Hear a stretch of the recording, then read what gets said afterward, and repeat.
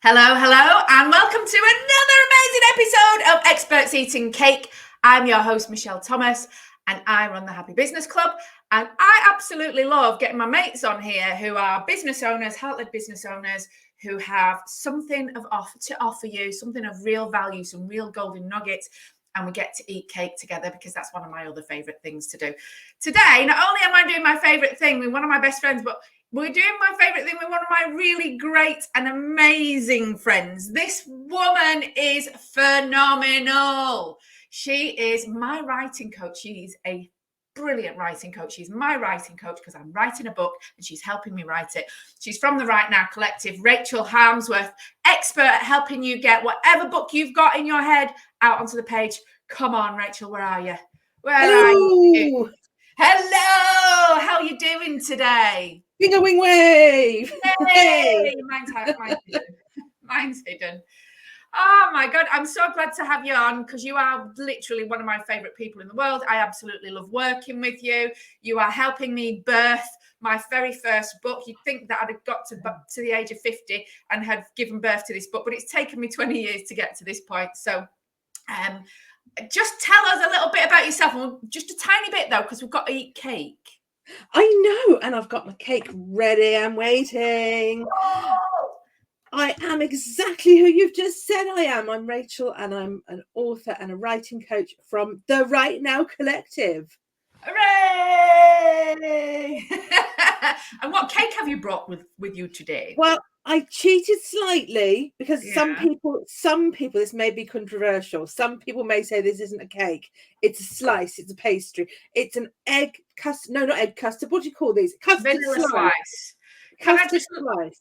It's a messy, gooey custard slice that's going to cause me so many mess problems today. Oh, we're good. We're going to be messy. Can I just say that you are not breaking the rules because the rules of cake are sweet baked goods.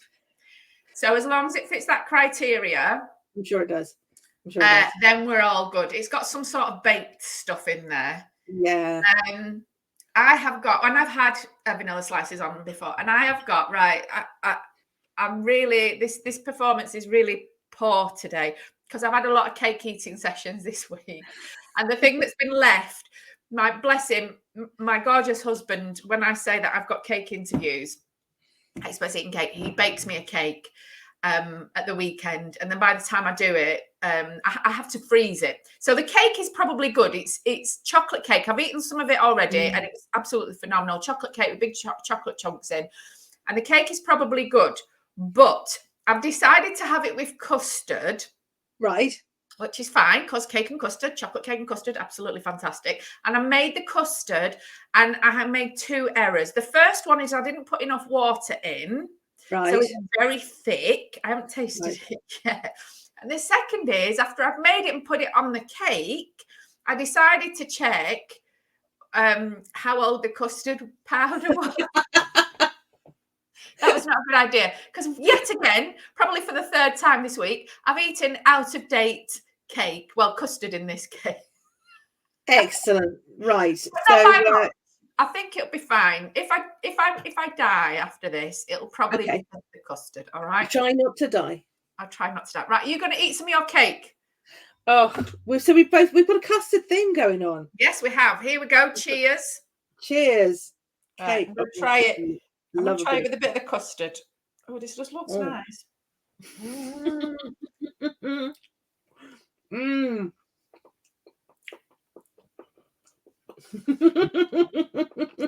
That custard tastes freaking weird. Oh, I am not happy.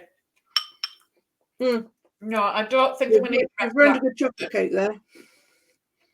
I've moved it. I'll just eat the chocolate cake. So chocolate cake on its own. This is lovely. Delightful. The chocolate cake is delightful. The custard is beyond ridiculous. Okay. If I could, I'd give you some of my custard. We're good. Chocolate cake on its own is perfectly lovely. I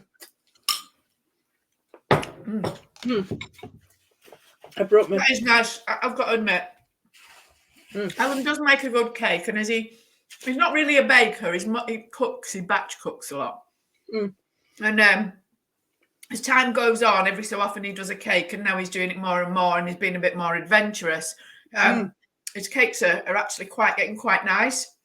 He hasn't perfected the art of putting things in the cake and not having them drop to the bottom. You know how they put raisins or chocolates or whatever in the cake and it stays in the cake? He has no idea how to do it. I have no idea how to do it. Otherwise, I'd be able to tell him.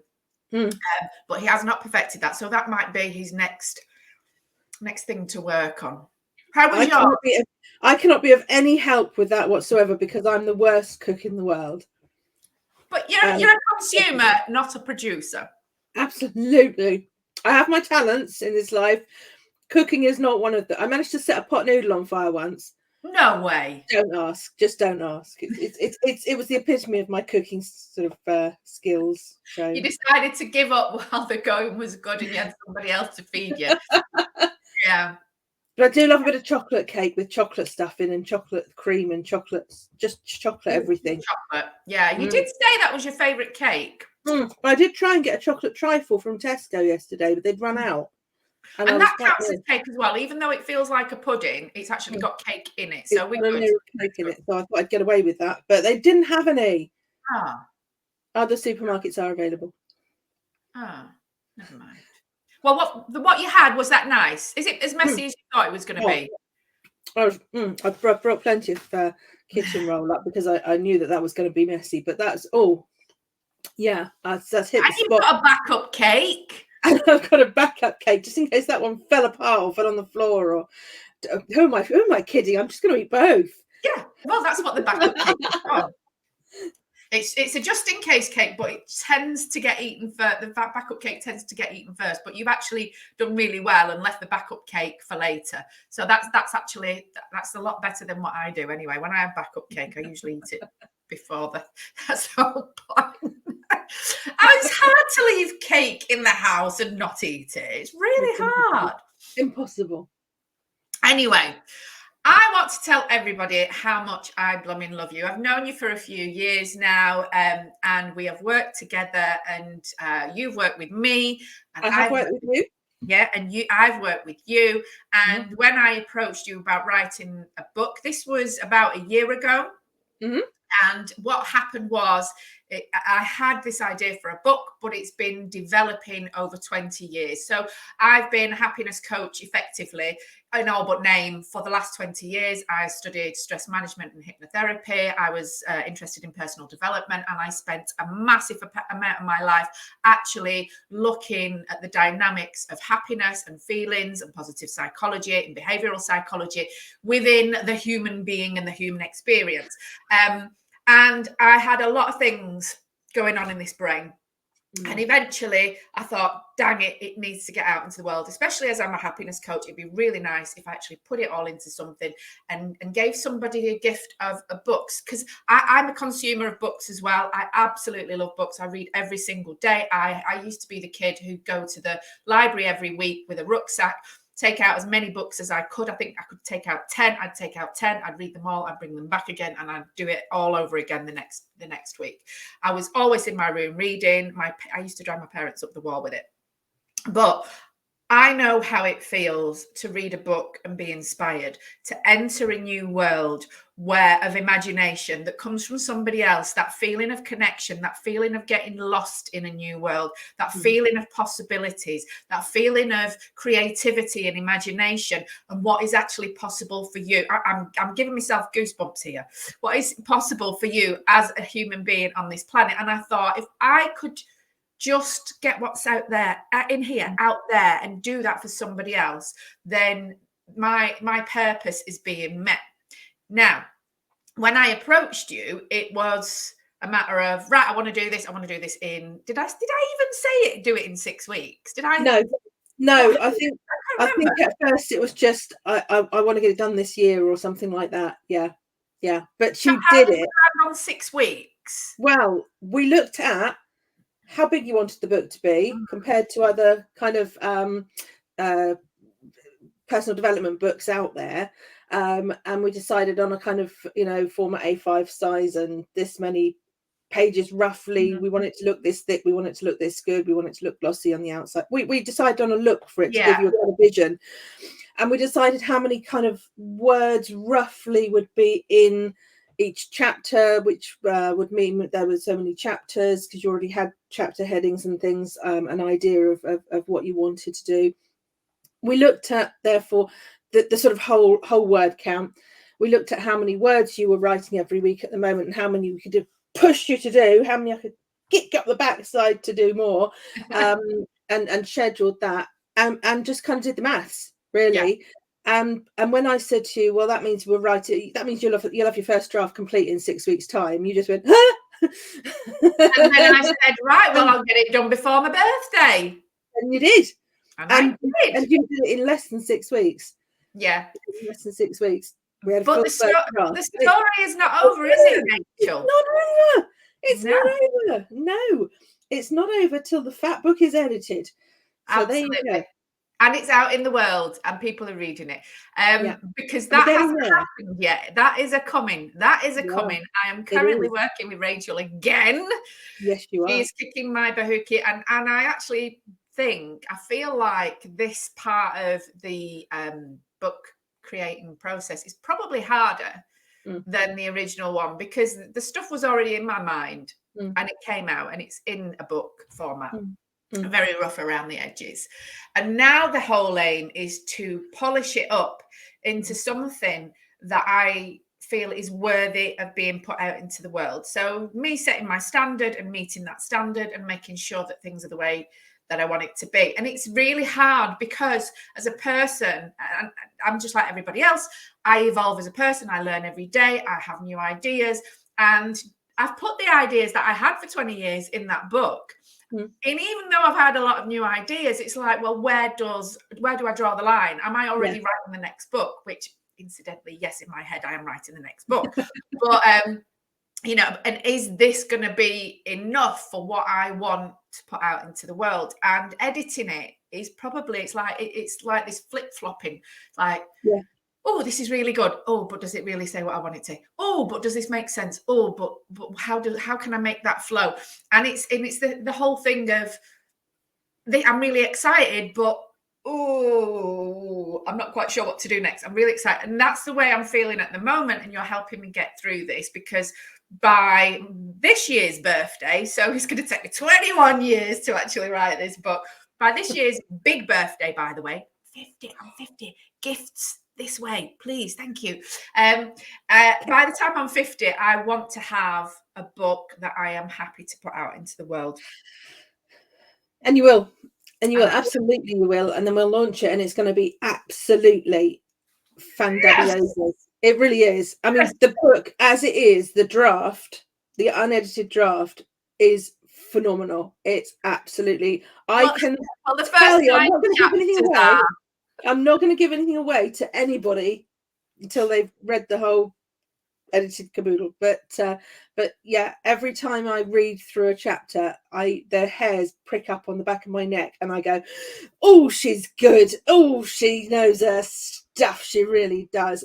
And my job's just to kind of look at the writing and go, well, perhaps we could put this bit there and this bit there and this bit there and this bit there, and edit that bit sort of, and just make commentary on it for you to. And I'm going to really work you hard on this. I know you are. This editing, because it is difficult. It is, but I will hold your hand through it. It is a difficult process, the editing, whatever. And like you say, you're never quite sure when it's finished. I published my first book over 12 years ago, and I still look at it and think, oh, I could edit that. Oh, I could. It's sitting there. Show me. It's sitting there in book format. It's done. It's finished. It won an award, all sorts. It's bloody brilliant. Everybody go and ask Rachel for a copy, because it's just so. It's one of the best. I look like I'm plugging, but I'm making a point. It is that I still pick it up now and read it and go, well, this could do with a good edit. But when I read it as the consumer, not the producer. Yeah. When I read your book, I again am transported back into an alternative world of creativity, of possibilities. Because I read your book is aimed at what Middle grade, sort of 9 to 11. That is Okay. the publisher's definition of middle grade, but depends on your reading ability at that age. Yeah, I've got a 9-year-old, and I read that book to him. Was it last year or the year before? Yeah, I read that book I read it to him. We read it together. Yeah. And we discussed it, and we, got excited about it. And he's constantly asking, when you're writing your next book, he can be a part of it because he's got some ideas. But I can honestly say that, and I mean this hand on my heart, I'm not BSing you, and I'm not BSing you. I know. But it was probably in the way that it was written, and just in terms of utter art and craft. And I know my onions in terms of reading. I have read thousands of books in my lifetime, and if that doesn't qualify me as knowing what's a good read and what's not a good read, then I don't know what is. But I would say that, hand on my heart, it was one of the best books of its type that I've ever read. Just everything about it was just so carefully crafted. It might have taken you a long while to write that book, but what you eventually created was something absolutely phenomenal. It is, without a doubt, one of the best books of its type that I've ever read, a fiction book. And I don't Thank you, lovely. That's a really nice accolade. Thank you. Do you know what you say in there? It took me a long time to write. It did. It took me 6 years from idea to edit to get that out, and then to another year to kind of get it out and on the shelves, as it were. And that's why I'm doing what I do today, and that's why I love writing coaching, is because if I'd had a writing coach, that would have taken me 6 months. And I know that for sure, because the next book I did, I coached myself through it by reading loads and loads of how to write, how to this, how to do this, how to speed type, how to not procrastinate. And I sat there and I did the maths, and I thought, you know what, it took me 6 years to write a 50,000 word children's fantasy. And it worked out something like, if I'd written every day, that meant I'd written 23 words a day. And I just went, oh, what? I think I could do a bit better than that. Yeah. And it took me 6 months to write my second book. And it's taken me 6 months roughly to write each subsequent book from idea to draft, and then it takes another year to edit and get it all out on the shelves. And so anybody that's got a book in their head, you can have your book ready to go in 6 months. Yeah, I mean, we worked it out, didn't we? If you start a book now, where are we? End of February, beginning of March. If you start a book now, even if it was a 90,000 word novel, although I tend to specialize more in books like yours, business books, slightly smaller books, 40, 50,000 words. But even if it was a 90,000 word novel, you could have that done and self-published and out on Amazon or other booksellers are available by Christmas for the Christmas sales. Yeah. So, it really is quite possible. It really is quite possible. You just need somebody with a carrot and a stick, and a lot of knowledge of how to and how not to, and whatever. You need a writing coach, basically, which is called a writing coach. Hooray! Oh, fabulous. I love my job. I love my job. I know you do. Right, I want you to tell us, okay, so there's a lot of people out there that have a book in them, the vast majority of them, but some people have a desire to actually get that book out. What are the three most basic things that you could tell them right now? So the one most absolutely important thing that I'd like to get through to people before we even start the writing, before we even start the drafting, and when we look at the mindset of it or whatever, is that creativity, whether you're a writer, an artist, a dancer, whatever you are, creativity has to be the priority in your life. Not saying you should be writing instead of brushing your teeth at night or anything like that. It's but for mental health, for well-being, and for the benefits it brings, not just you but the potential readers and things like that. Creativity makes the world go round, and the reason, yes, it does, and the reason that I say that is because if you can be creative, if you can get your stuff out on paper, whether it's, as I say, art, writing, whatever, we'll stick to writing for now. you can get your stuff out on paper. It can get it out of your brain. It can help you see things in black and white very clearly. It can make you very clear and you can clarify. Say you're writing a book on your business about your expertise and your experiences and whatever for your clients. Once you've written that 30, 40, 50,000 words down, you've got it in black and white. You are so clear on what you're doing and how brilliant you are at that point. You know this. And so creating that book, creating those words and whatever is brilliant for your mental health. And the reason that you need to make it a priority is because so many people don't. So many people say, oh, but I've got so much housework that needs doing. I've got a husband or a wife that needs, is just demanding on my time. I've got a job, a full-time job. I've got, look at you, Michelle. You've got full-time this, and this businesses. Yeah. You're a multipreneur, and you've got family, and you've got, husbands to deal with, children to deal with, and school runs, cake to buy, cake to buy, magazines to write, businesses to run. But you managed to make writing your book a priority for those 6 weeks, and now you're doing it again. And putting stuff in your diary and saying, I am going to write on that day, no matter what comes up. Now that leads me into the second thing that I would say to people is always schedule your writing as an appointment in your diary and give it the same importance as a hospital appointment. So that actually works. That really works. That works for me. That works for pretty much anything. If it's in my phone in the right place, because quite often it's in the wrong place. But if it's in the right place, then that's it. That's what because it gives me the place to focus. That's what. Because I could say, right, I think, do you know what? It's Thursday. It's whatever o'clock. I think I'm going to spend an hour writing now. My next door neighbour comes over with her small child and says, "Oh, I've got an emergency. Can you just take him for an hour while I go and do such and such in Tesco's?" And you would say, "Oh, yeah, I'm only writing. It's fine. I'll just put that aside for another day or whatever." But if you had a hospital appointment at that point, you would have to say to your neighbour, "I'm really sorry. No, I've got a really important appointment. I can't miss." And she'd go, "Oh, all right, I'll take him to the other neighbour then." And fair enough. If their house is burning down and we need you to go and save the dog, that's just slightly different. Not talking about real emergencies and stuff like that. But a lot of the time, people will say, "Oh, you're only writing. Come over for a cup of tea and have a break." And you think, "Oh, well, I'm only writing."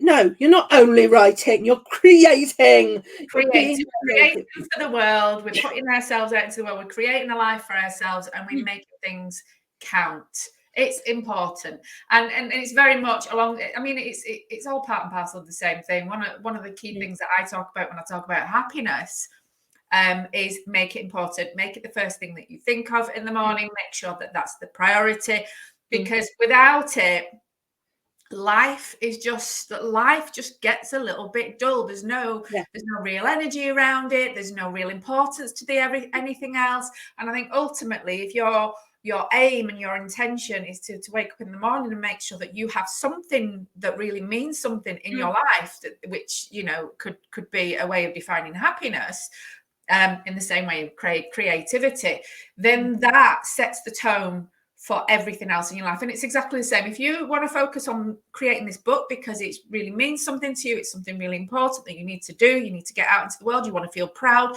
you want to give back to the world, you want to set your thoughts on paper, you want to create clarity, you want to be able to say, in my life, I did this great thing, I wrote this book. What happens with it after that is entirely irrelevant. But at that point in time, if that's what it means to you, and you put that in as a priority every single day, then that's what will happen. It's the basics of manifestation. It's basically, meeting the universe halfway, doing the things and letting the rest of the world carry you along to make sure that you get the best out of it. So yes, I absolutely agree from that perspective. And I absolutely agree from the perspective of being one of your favorite clients. My favorite client. That's so cute. That's so cute. Right. So, do you know why you're my favorite client? Apart from the fact that you're a fabulous person to know and you're a fabulous friend, apart from that, you actually really, really understand what I mean when I say put the darn work in. Do you know what I mean? Because I can't and won't work with people who expect me to carry them and do it all for them and write the bits that they can't write and things like that, and say, oh, I haven't got time this week, I haven't got time this week, I haven't got time this week. And when I try and help them to make time, they come up with excuse after excuse after excuse. I actually say right there on my website, I say to them, I cannot work with you if you expect me to do the work for you. You have to put the work in. This is not a program that I'm going to be doing it for you. I'm just going to be doing it with you, and I'm going to be carrying you in a little way, supporting you. But I'm not going to be writing the darn thing for you. And you took that on board and you put the work in. You really worked hard, and I'm trying again. It's even harder this time. But hard things are part of the process. If you go through hard things, you definitely become stronger. It's part and parcel of life. Do you want my third thing? I've got two things. And my third thing, have a vision. Write it down. Yes. Have a vision. Write it down. That's says it. That's in it. That's all I need to say about that. Yes. I've got an 85-page handbook, workbook that I wrote last year, end of last year. And I give it to my clients, and it's one of the very first things in the workbook is the whole mindset stuff all comes first, and then it's have a vision, and it goes into explaining how to write your vision for your book, who it's for, why you're doing it, who it's going to help, what they're going to think of it, all these things, what it's going to look like. It makes everything so much easier. It makes it so it's a good reference point, isn't it? If you picture your book cover from the start before you've even written the thing, it's going to become a tangible object in your hands that you're going to hold and go, I wrote that, and whatever. Have a vision. There you go. That's my three things. I love it. Yeah, you got to give us a golden nugget later. So I hope you left something else. Oh, don't worry. I'll dig deep. I'll eat some more cake and I'll dig deep. All right. Well, what about some of the surprising? Because your actually, tell us a bit about your background, how you actually got into writing, because it's quite an interesting story. I am one of these people. There's a name for people who are good at loads of different things, but haven't hit on a specific thing, isn't there? And I can't remember what it is now. I don't know, but that's definitely me. It's I'm one of those people who has tried getting into so many different things in life, and so confused? It won't. Is that the word? Confused? Yeah, probably. On so many levels, love, on so many levels, but we won't go there. So I decided when I was in my early 30s, I turned to my young child at the time and said, do you know what? It's time for a new start in life. What shall I do? I could do anything I put my mind to. What should I do? And she said, you should become a brain surgeon. And I went, okay. So seriously, that's how it happened. And long story short, 3 years later, I ended up getting a really sought after place at a very good medical school. And it took me 3 years of hard work to get there.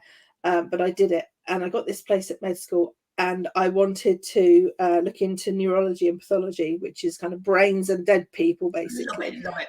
Loved it. I spent a couple of years there and realised that I was going to have to get through so many years of dealing with live people first before I got to the dead ones. I just couldn't cope with them. I'm not a people person at all. You definitely are a people person, but I'm all right one-to-one. Story for another day. But I'm not happy with too many people at once, and seeing lots of people during the day and having to diagnose them and chat to them about their illnesses and things wasn't me. I just wanted to get in there and chop them all up and see what was inside, which, so some people like that kind of thing. I just found it interesting. Anyway, to cut a long story short, I left medical school after a couple of years for a number of reasons that happened at the time. And I went off to my local university and said, right, what can I do? Let's look at the list. Let's look at UCAS. Let's look at the list of what's on there. I thought, you know what? I'd be a brilliant writer. I'm really good at writing. I'm going to go and do a creative writing degree. And I thought I'll do it with like a combined English and creative writing. So that I'm doing sort of both sides of language and literature. And I did. And I got a first. And I was really proud of myself. I was the only one in our year that got a first. I know. I'm clever. And I went on and I got the study bug. And I went on to the master's in creative writing. And then I did 2.5 years of a PhD, and then I couldn't keep going with that for various other reasons. Didn't do the final year, but all in writing and studying writing and studying language and studying creative writing. And by that time, I had published Dragonflu, my book that I showed you just now, and was in the middle of publishing or selling to a national literacy trust another 2 or 3 books that I'd written as well, selling the rights. And I was on my set of my trilogy that I'm writing the 3rd one of now. I was on the first of those. Oh, you're up to the 3rd one already? I'm nearly finished the 3rd one. Oh my God, I'm so excited. I did not know this. This is news to me. Oh, we are having a chat later. And do you know what? By that time, I was thinking 23 words a day. Get out of here. I can do better than that. And I started studying. 23 words out in a second. I know. I started studying neurolinguistic programming to get myself all positive and hyped up and talking to myself in a positive language. And I started studying speed writing, speed typing. I started looking into why I was procrastinating. I started looking into the importance of creativity. I studied all these different things.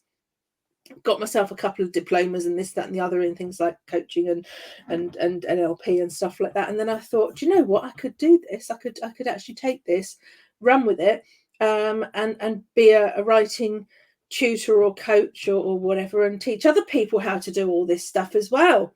Yeah. So I did. And then the pandemic hit 1 month later, and I thought, do you know what? That's fine. That's not going to stop me. I'm just going to pivot. I'm going to go online. I'm going to see what this new Zoom thing is that everyone's talking about. And so I did. And so for the last 3 years, nearly 4 years now, isn't it? I've been an online writing coach, and I'm imparting everything that I've found out to everyone I can. And getting other people to have that wonderful, lovely feeling of holding their book in their hand and going, I wrote that. Yeah. It makes you feel proud, doesn't it? It makes you feel proud. Yeah, exactly. It makes you feel proud. It's like proud mummy of the person that's done something fabulous that to be honest, the vast majority of us want to do, but we don't actually get round to doing it. And in this day and age, with publishing being as easy as it is, I'm not saying it's easy, but it's accessible as it is.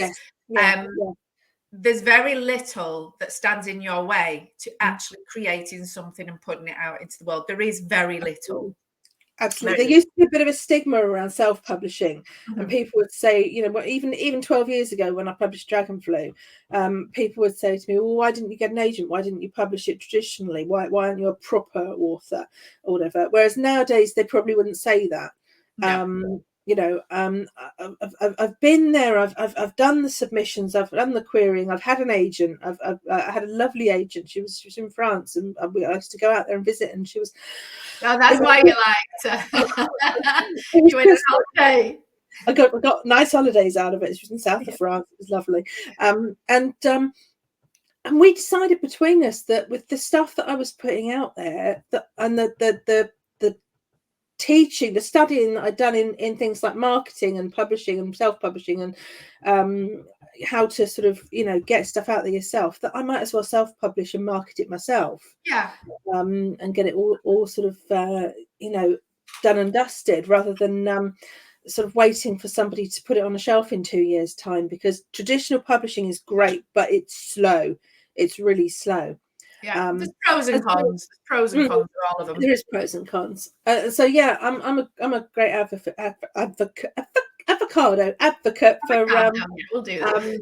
Self-publishing, absolutely. And although I've got clients who want me to do the submission package with them as well, and help them do the synopsis and the querying letter and then you get them all ready for that, and you tell them what to expect, and you tell them how to go down the various channels, and you support them in that as well. So it doesn't really matter if you want to take the self-publishing route or if you want to go down and pitch in publishing houses and have your book in Waterstones or whatever. It depends on what you want, but Rachel is definitely the person to speak to about this, because she's got experience of all of it, and she understands the mechanics of it as well, which is sometimes a little bit tricky to navigate. Right, so saying that, what are some of the misconceptions that people have about writing? Wow, do you know what? There's so many. One, I haven't got time to write, which we've just been through. Yes, you have. Make it a priority. Fart out 23 words a day, and 6 years later you got a book. It might be 6 years, but you've still got a book. Absolutely. Yeah. We just do the maths. And we go, right, okay, if you can write 1,000 words a week, you can produce your book in less than a year. And I mean, you did 3,000 or 4,000 words a week, and you got it out in six weeks. Spreadsheet somewhere. I was actually logging. I think the hardest thing was logging the damn thing on the spreadsheet and make sure it was all up to date. But yeah, I might dig that out again and have a look at it. It's handy, that spreadsheet. Yes, I do like my spreadsheets and things to show people their progress and stuff like that. It's quite motivating. So yeah, make time. You've got time. You haven't not got time. That's the misconception. I haven't got time. I haven't got any ideas. Yes, you blooming have. You're full of them. You're absolutely full of them. You just need someone to tease them out of you. And 3, who am I to do this? Imposter syndrome. Who am I to do this? What am I an expert in? What am I, what are my experiences to do this? I've never written a book before. Who am I to be an author? Who says I can do it? It's really massive, imposter syndrome, in anything creative, as you know. You have got an expertise, you have got experience, you've got your own personal, unique expertise and experience to write about. And if I can sneak a 4th one in there, it would be, no one's going to read what I want to write, because it only applies to me. I'm the only one who would find this interesting. Nobody else would find this interesting. It's a blooming wood. There's 8 billion people in the world. Yeah, and it's amazing what kind of crap people read on this internet. I'm sure that they love to read your book. Yeah. So there you go. I've given you a bonus one. Hey, hooray! I'm still waiting for this golden nugget. Right, tell us the gold. Right, okay. Somebody is watching this. Yeah. And they're still not convinced. They kind of got an idea that they want to write a book. It's been something that's in the back of their head for such a long time. And they just need one thing to tip them over to the edge, to make them feel like, yes, this is a go, this is a green light. So the golden nugget, what is the best piece of advice that you can give somebody? Come on, words of wisdom. So my golden nugget is that it doesn't matter what gender you are, what age you are, what background you are, what culture you are. It doesn't matter what you work in, whether you work for yourself, whether you work for a massive conglomerate, whether you work for I don't care what you do, who you are, you have got a story in you, and you have got the ability to write it out. Yes, you might have, I don't know, something you think's holding you back. You might have dyslexia. I've got dyslexic clients. You might have ADHD. I've got ADHD clients. I've got quite a few neurodivergent clients, because no matter who you are or what you think is holding you back, you just need that little bit of hand holding, that little bit of dragging through the mud sometimes to get it done. But you absolutely can do it. If I can do it, Michelle can do it. If millions of other people, thousands, hundreds of thousands of other people in the world have done it, you can do it. So don't worry about your typing speed. Don't worry about your spelling. Don't worry about your ability to make sense on a page. I can do all that with you and help you with that. You absolutely are the right person to write your book.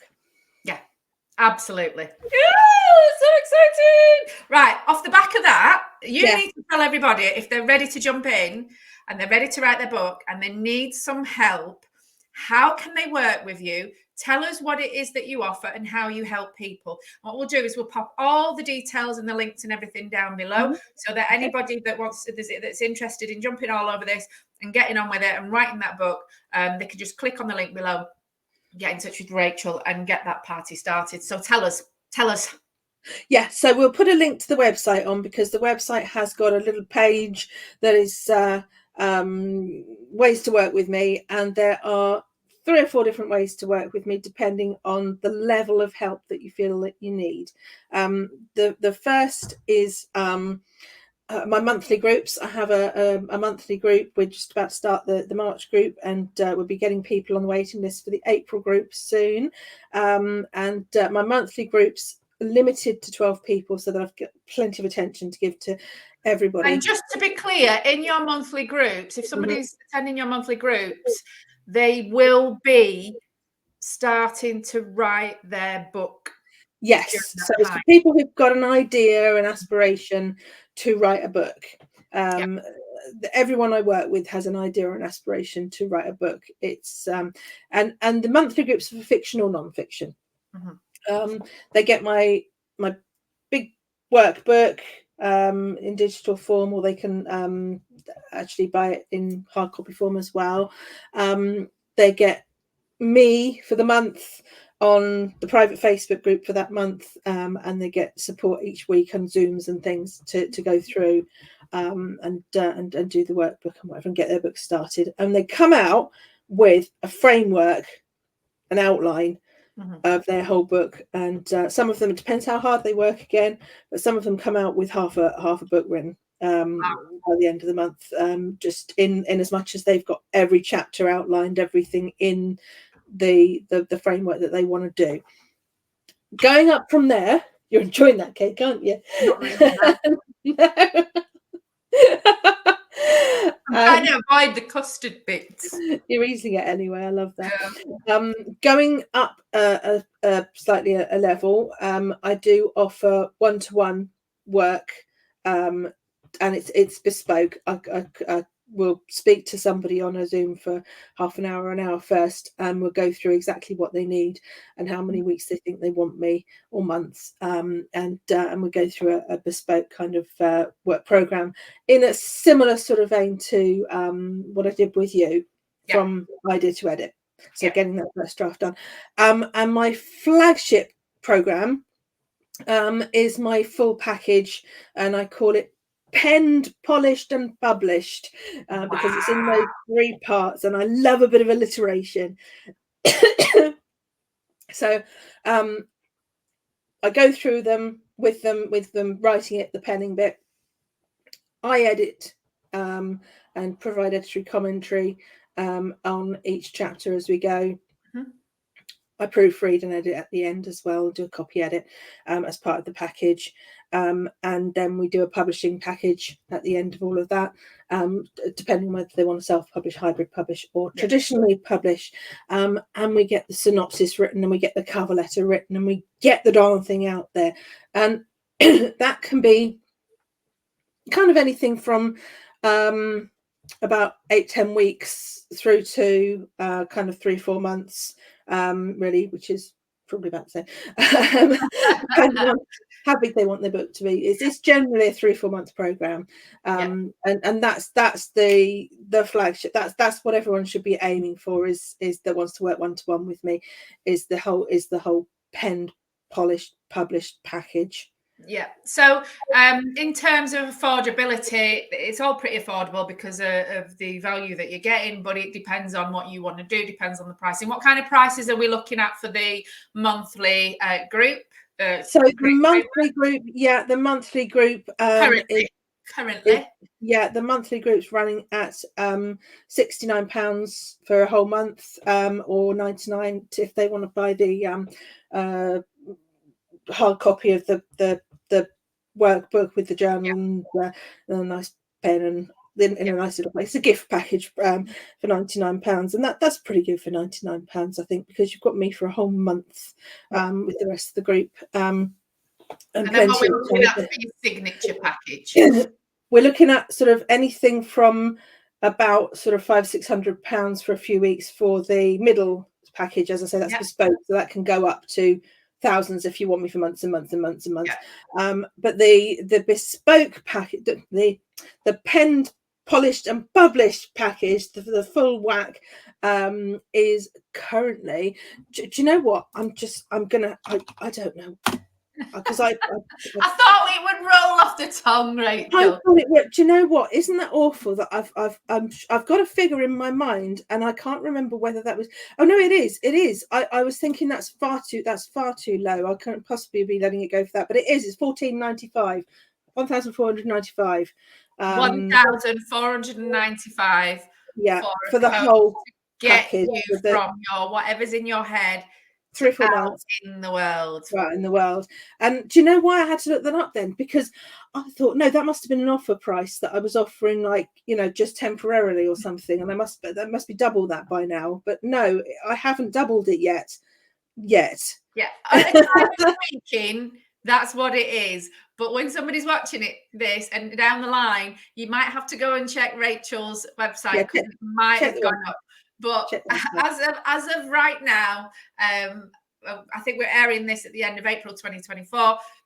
That's what it is. So if you want to get your book out there, get help getting it out into the world, because it's not an easy process. It really isn't an easy. I mean, there might be people that have found it very easy, but the vast majority of people, if they've had it in their head for such a long time and they haven't done it yet, there's a good reason why not. And it is starting something new. So you do have to give a lot of commitment to it. But if you've got somebody by your side, it makes a massive difference, especially if that person is Rachel, who knows her onions and who can actually guide you through it step by step. And especially if that person's Rachel, who has got the biggest heart in the world, is great at listening, and she's just such a pleasure to work with. And I know that because I work with her. I am saying it from the heart because I know that. Right, okay. So one last question. Have you finished that cake yet? Have you started? No, I'm still powering my way through the cake. I was talking too much to eat. It's always the case, isn't it? Tell us something that people don't know about you. Oh, tell us your little juicy secrets. Little one. Well, there's lots of people don't know about me. Does it have to be writing related? Whatever you like, whatever comes to mind, what you want to share. One of these days, I'm going to write a book about a specific part of my life that not that many people know that I did, which is that I was a surrogate for my friends and I had their baby for them. So it's not a big secret. Everybody knows. And that baby is nearly 19 now. Wow. And is happy for me to write a book on my surrogacy experiences. Oh, wow. So that book is potential future creative material for me to put out in the world, hopefully to, like everybody's books that I'm trying to help them with, hopefully to let people know that they're not alone in their experiences, and that to help the readers and so on and so on. But I want to read that book now. I want to read it. Get it written. I'd love to write that book. Get it written. I want to read it. There's a little something about me you didn't know, and something that I might well write a book about one day. Not one day, soon. I've got so many other books to write first, though. I've got to finish my trilogy. I've got to write the Dragonflu sequel. Isaac's got his ideas ready for you. Isaac's not going to forgive me if I don't write the Dragonflu sequel. No, he keeps asking me every time I mention your name. Has she written the book yet? Has she written the book yet? And it's like, I'll ask you next time I see her. Yeah, so I've got a lot of books in the pipeline, but that's one of them that nobody knows about until now. Oh my God, that's amazing. That's a really juicy secret. Right, I'm going to let you go off and eat your cake. I have just literally left a big bowl of custard and I've eaten around it. I can't eat any more of the cake because it's just covered in custard, and that custard is absolutely rank. The cake was nice though, and I think I've got another bit in the freezer as well, so I might have it without the custard later on. I feel like I'm really hard done by that I've had to eat around the custard. Anyway, thank you so much, Rachel, for coming on, being your most fabulous self. If anybody wants to know how to get in touch with Rachel and find out all she's got to offer, you'd be a fool not to. It's down there somewhere. And all I want to do now is give you a biggest hug and give you great big kisses, because I love you to bits. Thank you so much, darling. Love you too. Oh, God, I love that woman. I think she is absolutely fabulous. I want her in my life forever and ever. Maybe I will write more books and she will be my writing coach. Maybe about it. It's going to happen. I'm already starting to write my second book. So if you're the kind of person that wants to get out into the world and show people what you stand for, tell people the important messages that you want to impart, and make sure that you impact people, Rachel is a phenomenal person to actually work alongside. At the moment, she's really affordable, but when she gets busy, she might not be so affordable. She is one of my biz besties, somebody that I work alongside quite a lot. And in saying that, one of the things that I do with heart-led business owners is I offer the same kind of coaching and support, but maybe not to write a book, but to actually create happiness as part of your business. Bring yourself back to your business, create something that has got joy and peace and pride and authenticity right at the heart of it, because who you are as a business owner reflects back into your business. And sometimes it's really hard to get on top of that, do the hard things and become the person that you need to be to actually create the kind of business of your dreams. So one of the things that I do is I coach people on a rolling month-to-month basis. And what we do is we get two Zoom calls, two Zoom calls a month to do a lot of planning, action planning, working things out, making sure that things are being done in a way that actually feels good to you. And then you go off and you get my help and support wherever you need it, when you fall down, when you want to be congratulated, when you want to share some exciting news, when you've got a problem, when you have a dilemma, when you want to know how to proceed but you're not quite sure, when you've got lots of ideas and you need a little bit of reining in, when you want to become more expansive and you need somebody to kind of cheer you on. Somebody like me is absolutely invaluable. Obviously, we've got to click. We've got to make sure that we're on the same page. If that is something that you think you need in your business and I'm the kind of person that you would like to connect with, just get in touch with me. We'll have a little chat. You will find out what kind of things we could actually do. We'll actually sit and work on a little problem and see if that flavor of it is something that you need in your life. I don't offer many of these. I only have the capacity to do 1 or 2 biz besties a month. So if you do want to get in touch with me about it, I wouldn't hang around. I would actually jump all over this because I have loads of things that I need to do. And this isn't the main thing that I usually do, but I do offer it out there and I absolutely love it. And the people that I meet and the things that they do are absolutely phenomenal. And by the way, one of my other biz buddies, my other biz besties is Becky Parson from Daisy and More. And I got these. Oh, God, you can't see them. These little earrings. Can you see what they say? Happy earrings to go with my happy jumper. If you like what she does, like she does these earrings, she does all sorts of amazing craft stuff. She does that.